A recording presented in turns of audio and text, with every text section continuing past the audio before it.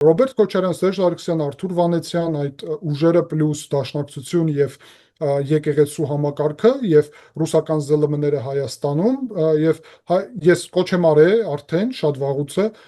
եւ հիմա եւս մեկ անգամ կրկնում եմ, որ Հայաստանի իշխանությունները պետք է բոլոր այս ուղղություններով անեն այնպիսի քայլեր, որ ռևանշը թույլ չտան, որովհետեւ սա նշանակում է Հայաստանի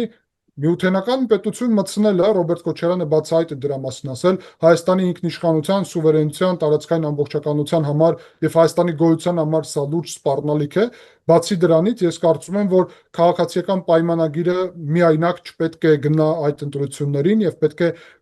ընդլայնված դաշինքով գնա արևմտամետ հայամետ ուժերի հետ միասին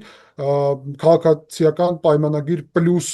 այդ ուժերը մեկ դաշինք առնվազն կարող է լինի կամ քաղաքացիական պայմանագիր դաշինք կամ ժողովրդավարական ուժերի դաշինք, ինչ որ այդպիսի ձևաչափով, որովհետև հարցը իրոք չպետք է մնա միայն ՔՊ եւ այդ նախկին իշխանության ձևաչափով, կա անհրաժեշտություն, որ ել ավելի ուրեմն բազմաշերտ եւ բազմազան լինի Հայաստանի իշխանությունները եւ ես հուսով եմ, որ քաղաքացիական պայմանագիրը այդ ուղղությունով կշարժվի 2026 թվականի ընտրությունների համար։